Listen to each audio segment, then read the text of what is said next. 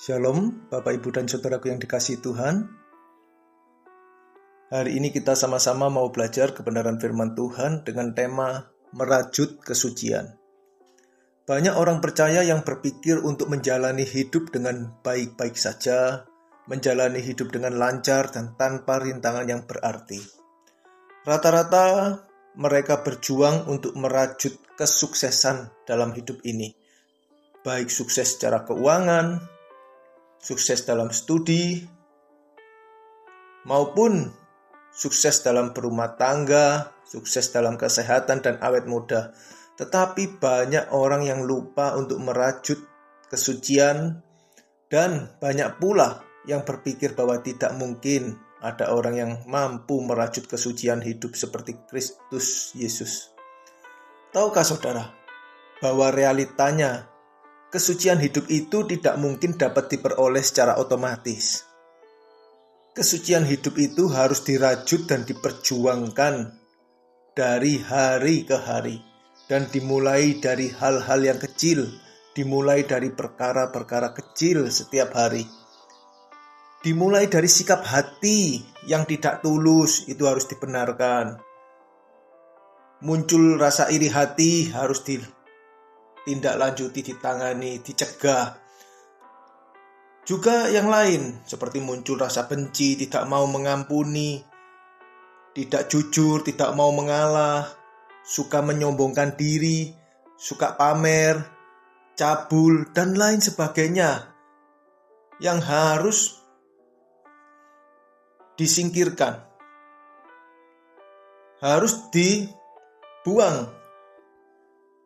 Tidak boleh mewarnai hati setiap orang percaya. Dan itulah perjuangan yang harus dilakukan dari hari ke hari, merajut kesucian hidup yang dimulai dari hati atau batinia ini. Semuanya ini memang perkara-perkara kecil yang seringkali tidak terlihat dari luar, yang kelihatannya secara kasat mata baik-baik saja, seperti orang lain pada umumnya. Tetapi semua hal itu berdosa di hadapan Allah. Jadi, ketika seseorang tidak merajut kesucian, di dalam hatinya penuh dengan iri hati, kedengkian, amarah, tidak mau mengampuni, kelicikan. Tetapi itu tidak ada yang bisa melihat, saudaraku, karena yang ditampilkan secara kasat mata, orang itu ya seperti orang lain pada umumnya, baik-baik saja. Nah, tetapi Allah yang menyelidiki hati dan menguji batin setiap orang dan akan memberi balasan kepada setiap orang setimpal dengan tingkah langkahnya, setimpal dengan hasil perbuatannya. Allah mengetahui bahwa keadaan batinia, keadaan hati seseorang yang masih meleset dari kehendaknya. Itulah yang harus setiap orang percaya perjuangkan. Jadi sekarang kita tahu bahwa kesucian itu harus dirajut mulai dari hati setiap orang. Harus diperjuangkan dalam kehidupan yang kita jalani hari ke hari. Maka akan timbul pertanyaan dalam hati kita. Mengapa menjadi Kristen yang benar itu begitu sulit? Mengapa meneladani Yesus Kristus itu begitu berat? Dan satu lagi, mengapa kita harus merajut kesucian? Saudaraku, mari kita belajar memahami apa yang Yesus katakan di Matius pasal 5 ayat yang ke-8. Yang berbunyi, berbahagialah orang yang suci hatinya, karena mereka akan melihat Allah. Saudara, dari perkataan Yesus ini, kita dapat mempelajari beberapa kebenaran. Ada dua kebenaran yang dapat kita pahami. Yang pertama, betapa pentingnya merajut kesucian hidup. Kata suci pada ayat ini dari kata kataros, yang artinya bersih dari campuran, murni, atau bebas dari noda. Jadi, kata suci di sini memiliki arti bebas dari dosa, bebas dari ikatan duniawi, bebas dari percintaan dunia. Jadi orang yang suci hatinya itu berarti orang tersebut memiliki hati yang terbebas dari segala ikatan duniawi, memiliki hati yang terbebas dari percintaan dengan dunia. bebas dari noda dunia. Dan hal ini tidak bisa terjadi secara otomatis, tetapi harus kita perjuangkan, saudaraku. Mengapa hal ini harus setiap kita perjuangkan selama hidup kita yang singkat ini? Karena firman Tuhan berkata, orang yang mengasihi dunia dengan segala kesenangan dan kenikmatannya, atau orang yang mencintai dunia akan menjadi sahabat dunia. Dan orang yang menjadi sahabat dunia berarti menjadikan dirinya sebagai musuh Allah. Pada firman yang lain, Rasul Paulus menuliskan surat kepada orang percaya di Filipi yang kebenaran dan peringatannya itu berlaku juga loh untuk setiap kita orang percaya saat ini. Apa itu? Yaitu banyak orang percaya yang masih hidup sebagai seteru salib Kristus. Dan hal itu mengerikan sekali, karena kesudahan hidup mereka adalah kebinasaan. Mari kita membaca dan memahaminya di Filipi pasal 3 ayat 18-19. Demikian firman Tuhan, ayat 18-nya, karena seperti yang telah kerap kali kukatakan kepadamu, seperti yang sering kukatakan kepadamu, dan yang kunyatakan pula sekarang sambil menangis. Banyak orang yang hidup sebagai seteru salib Kristus. Jadi banyak orang percaya yang hidupnya sebagai seteru salib Kristus. Inilah yang ditulis oleh Rasul Paulus yang menjadi pergumulannya. Berkali-kali sudah diajarkan, dikatakan kepada orang percaya supaya merajut kesucian. Tetapi banyak orang percaya yang tidak peduli. Mereka tetap hidup sebagai seteru salib Kristus. Dan ini mendatangkan kesedihan bagi Rasul Paulus. Kemudian ayat 19-nya dikatakan kesudahan mereka yang hidup sebagai seteru salib Kristus itu ialah kebinasaan. Mengapa? Karena Tuhan mereka, karena yang mereka sembah ialah perut mereka. Yang diutamakan ini keinginan daging dan keinginan mata. Dan dikatakan apa? Kemuliaan mereka ialah aib mereka. Kemuliaan mereka, kebanggaan mereka, pencapaian mereka, keangkuhan hidup apa yang mereka pamerkan. Yang menjadi kebanggaan mereka ialah aib mereka. Mengapa demikian? Mengapa itu sebagai aib? Padahal itu yang dicari dan dilakukan oleh orang-orang dari dulu sampai saat ini. Mengapa? Karena pikiran mereka semata-mata tertuju kepada perkara duniawi. Jadi, jika orang itu hidup sebagai seteru salib Kristus, pasti orang itu akan bersahabat dengan dunia. Mereka akan mencari kepuasan, kesenangan, kenikmatan dari dunia. Dan yang mereka sembah, yang mereka utamakan, mereka beri nilai tinggi adalah keinginan-keinginan mereka, keinginan daging mereka, hawa nafsu mereka. Mereka mencari kehormatan, kebanggaan, dan itu adalah aib mereka karena fokus hidup mereka tertuju kepada perkara duniawi, dan itulah yang menjadi kebinasaan bagi mereka. Jadi jelas sekali saudaraku, orang yang tidak merajut kesucian, melainkan hidupnya diarahkan dan difokuskan kepada perkara-perkara duniawi. Hidupnya semata-mata untuk memuaskan segala keinginan dan hawa nafsunya, serta mencari kehormatan, pujian, dan kebanggaan dari sesamanya. Dikatakan hidup sebagai seteru salib Kristus, dan kesudahannya adalah kebinasaan. Berikutnya yang dapat kita pahami, kebenaran dari perkataan Yesus tentang berbahagialah orang yang suci hatinya, karena mereka akan melihat Allah. Maka kebenarannya adalah melihat Allah. Melihat dalam tanda petik saudaraku. Karena apa? Karena Allah itu adalah roh. Allah tidak kelihatan oleh mata jasmani kita. Jadi memang kita tidak dapat melihat Allah secara kasat mata. Tetapi kita dapat melihat Allah dengan hati kita. Kita dapat memahami Allah di dalam pengertian pemahaman kita. Di dalam atau dengan manusia batinia kita dapat memahami, dapat melihat Allah, yaitu di dalam nurani kita. Kata melihat di sini dari kata horao yang artinya melihat dengan hati, melihat dengan pikiran roh kita.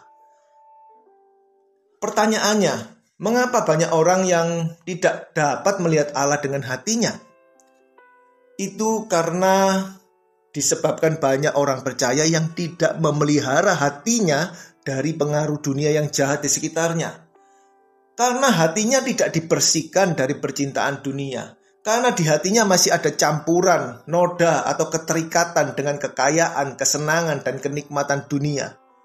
Dalam perumpamaan tentang seorang penabur benih, Yesus sendiri berkata di Lukas pasal 8 ayat 14 yang berbunyi, yang jatuh dalam semak duri, artinya benih yang ditaburkan itu ada yang jatuh dalam semak duri, yaitu orang yang telah mendengar firman itu, orang yang menerima, mendengar firman itu, dan dalam pertumbuhan selanjutnya mereka terhimpit oleh kekhawatiran dan kekayaan dan kenikmatan hidup, sehingga mereka tidak menghasilkan buah yang matang. Jadi meskipun seseorang mendengar dan terus mendengar firman Tuhan, tetapi jika di dalam hatinya masih berfokus pada kekayaan, berfokus atau mengutamakan kekhawatiran hidupnya dan kenikmatan hidup, maka orang tersebut tidak akan mengalami perubahan karakter dalam hidupnya, tidak akan memiliki buah roh yang matang. Karena orang tersebut tidak merajut kesucian yang dimulai dari hatinya, sehingga tidak dapat melihat atau memahami Allah. Nah, sekarang bagaimana kita bisa merajut kesucian? Ada dua hal yang harus kita pahami dan kita lakukan. Yang pertama, tidak lagi mencintai dunia. Ya, setiap orang percaya harus melepaskan dirinya dari percintaan dunia. Caranya adalah dengan menyeleksi atau memfilter apa yang masuk ke dalam pikiran dan hatinya, nuraninya lewat mata dan telinganya setiap hari, setiap waktu. Jadi orang percaya harus berhati-hati dengan apa yang dilihatnya dan apa yang didengarnya. Jika yang dilihat maupun didengarnya tidak memberi dampak pada pengenalan akan Allah, dan tidak membawa dirinya untuk hidup suci atau kudus, maka itu harus dihindari atau dilewatkan saja. Berikutnya, orang percaya harus memfilter atau menjaga dirinya dari pergaulan yang buruk, dari pertemanan yang tidak baik menurut Tuhan, yang tidak mengarahkan hatinya dan hidupnya pada kesucian. Ya, jadi tidak baik menurut Tuhan atau pergaulan yang buruk ini adalah ketika pergaulan atau pertemanan itu tidak mengarahkan hatinya dan hidupnya pada kesucian, maka itu harus dihindari.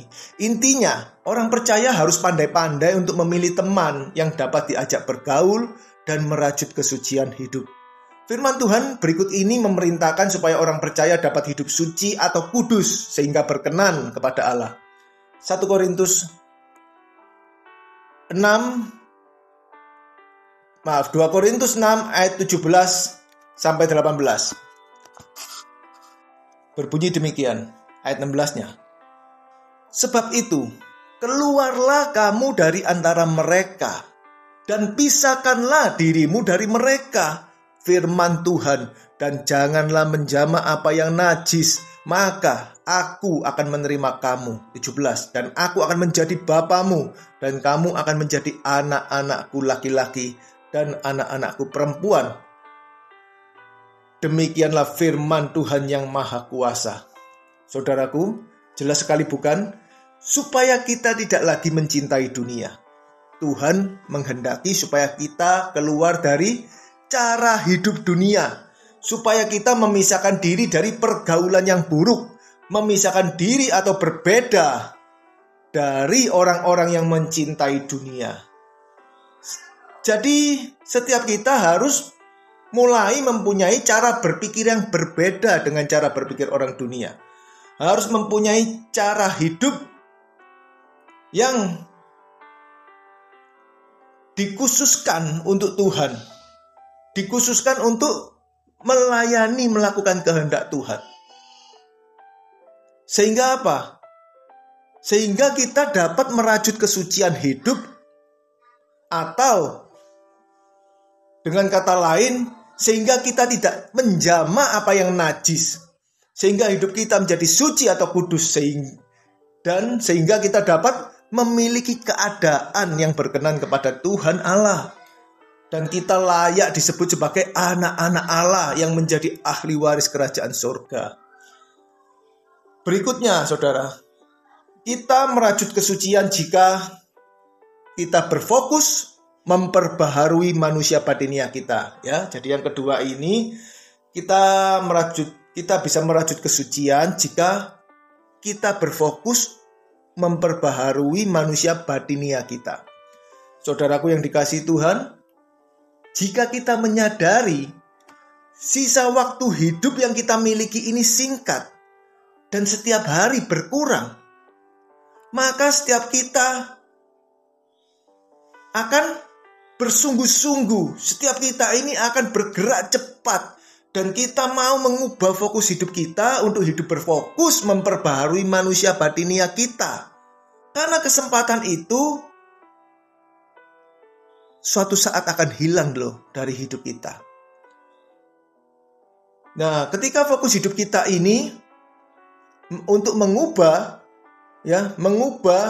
manusia batinia kita, untuk memperbarui manusia batinia kita dari manusia duniawi menjadi manusia Allah, manusia yang memiliki pikiran perasaan Allah, yang melakukan kehendak Allah. Hal ini tentu tidak enak, saudaraku. Karena kita sudah terbiasa hidup sebagai manusia duniawi. Sekarang kita mau menjadi manusia Allah, manusia yang memiliki pikiran perasaan yang tidak tertuju kepada dunia, tetapi yang selalu melakukan kehendak Allah, yang mengasihi Allah dan mengasihi sesama, yang hidupnya dipersembahkan untuk Allah. Hal ini membuat kita menderita.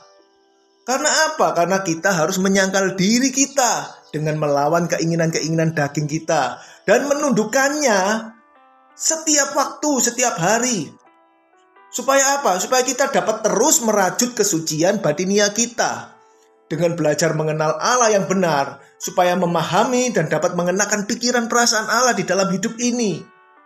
Sehingga kita semakin mengerti kehendak Allah dan dapat mempersembahkan hidup kita ini loh, sebagai persembahan yang hidup, yang kudus, dan yang berkenan kepada Allah. Firman Tuhan yang disampaikan oleh Rasul Paulus dan yang dilakukannya, serta yang menjadi pergumulan hidupnya, yang dapat kita baca, kita pahami, dan kita lakukan di 2 Korintus, 2 Korintus pasal 4 ayat 16 sampai 18. Demikian bunyinya. Ayat 16, sebab itu kami tidak tawar hati. Tetapi meskipun manusia lahiria kami semakin merosot, namun manusia batinia kami dibarui dari sehari ke sehari. 17. Sebab penderitaan ringan yang sekarang ini mengerjakan bagi kami kemuliaan kekal yang melebihi segala-galanya, jauh lebih besar daripada penderitaan kami. 18. Sebab kami tidak memperhatikan yang kelihatan, melainkan yang tak kelihatan. Karena yang kelihatan adalah sementara, sedangkan yang tak kelihatan adalah kekal. Saudaraku, Paulus menuliskan memakai kata kami, sebab itu kami tidak tawar hati. Itu artinya bukan cuma Rasul Paulus yang bisa berjuang dan melakukan perjuangan untuk memperbarui manusia batinianya, untuk merajut kesucian hidupnya. Tetapi ada beberapa orang, baik dia maupun rekan-rekan pelayanannya dan orang-orang percaya yang sungguh-sungguh untuk merajut kesucian hidupnya. Mereka sungguh-sungguh melakukannya. Sebab itu dituliskan kepada jemaat Korintus memakai kata kami. Sebab itu kami tidak tawar hati. Jadi tidak dituliskan sebab itu saya tidak tawar hati, tetapi kami, Itu artinya jika kita mau berjuang seperti Rasul Paulus dan orang-orang percaya yang sungguh-sungguh mau taat, kita pun pasti mampu, saudaraku. Jadi saudaraku yang terkasih, janganlah kita tawar hati Karena manusia lahiriah kita yang semakin hari semakin merosot. Kita makin bertambah tua, ya, makin keriput, makin sakit-sakitan. Karena tawar hati, akhirnya waktu hidup kita dihabiskan oleh hal-hal yang kelihatan oleh mata, yaitu oleh hal-hal duniawi dengan menyibukkan diri supaya tetap awet muda. Dan kemudian menyibukkan diri supaya ya di dalam hidup yang singkat ini kita dapat menikmati dunia dan keindahan, ya, dan keindahannya dengan bersenang-senang seperti orang lain pada umumnya. Kita jangan tawar hati, tetapi hendaklah setiap kita berfokus untuk merajut kesucian hidup. Dengan cara bagaimana? Yaitu dengan cara memperbaharui manusia batinia kita dari hari ke hari, dari sehari ke sehari. Hal ini tidak otomatis, saudaraku, tetapi ada harga yang harus dibayar, yaitu dengan menyangkal diri kita, menolak dan mengendalikan segala keinginan-keinginan daging kita, dan tidak melihat atau memperhatikan apa yang kelihatan oleh mata jasmani kita. Tapi kita mau melihat atau memperhatikan apa yang tidak kelihatan. Apa itu? Yaitu Tuhan dan kebenarannya. Mengapa harus demikian? Karena yang kelihatan hari ini, saudaraku, semua pasti kita tinggalkan. Semua akan lenyap. Tidak akan bersama dengan kita selamanya. Pasti akan kita tinggalkan ketika kita mengalami kematian. Tetapi yang tidak kelihatan oleh mata hari ini, yaitu Tuhan dan kebenarannya, yang nyata itu, walaupun tidak kita lihat, tetapi dapat kita rasakan dan dapat kita kenali. Dan kita dapat berhubungan, berinteraksi dengan Tuhan.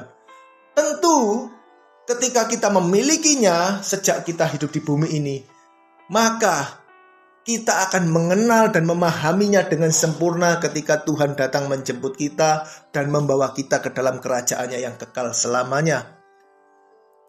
Inilah yang memberi penghiburan kepada setiap orang percaya yang mengerjakan keselamatannya dengan takut dan gentar. Kepada orang-orang yang merajut kesucian. Karena apa? Karena penderitaan yang ringan yang mereka hadapi, mereka rasakan sekarang ini, mengerjakan bagi mereka, bagi kita juga jika kita mau bersungguh-sungguh untuk melakukan kebenaran ini, akan mengerjakan bagi kita kemuliaan kekal yang melebihi segala-galanya, jauh lebih besar daripada penderitaan kita sekarang ini. Saudara, penderitaan di bumi ini tidak lebih dari 100 tahun, ya. Tidak lebih dari 100 tahun umur kita dibandingkan dengan kekekalan yang bisa mencapai jutaan tahun dan tidak terbatas. Tentu penderitaan sekarang ini tidak ada artinya dan tidak dapat dibandingkan. Saudaraku, mari kita bersungguh-sungguh menggunakan sisa kesempatan hidup yang Tuhan berikan ini untuk terus berjuang dan merajut kesucian hidup kita, merajut kekudusan hidup ini. Sebab firman Tuhan berkata di 1 Petrus pasal 1 ayat 15-16. Yang berbunyi ayat 15, tetapi hendaklah kamu menjadi kudus di dalam seluruh hidupmu, sama seperti Dia yang kudus yang telah memanggil kamu. 16, sebab ada tertulis, kuduslah kamu sebab aku kudus. Wow, jika kita tidak kudus, kemudian kita bertemu dengan Tuhan, tentu kita tidak akan diperkenankan untuk bersama dengan Tuhan. Tentu kita akan ditolak, saudaraku. Dan firman Tuhan berikutnya di dalam Ibrani 12 ayat 14 berkata, berusahalah hidup damai dengan semua orang dan kejarlah kekudusan. Inilah fokus hidup kita. Kejarlah kekudusan, sebab tanpa kekudusan, tanpa kesucian, tidak seorang pun akan melihat Tuhan. Jadi, mari terus berjuang untuk merajut kesucian dan kekudusan hidup ini. Tetap semangat. Amin. Tuhan Yesus memberkati kita semua.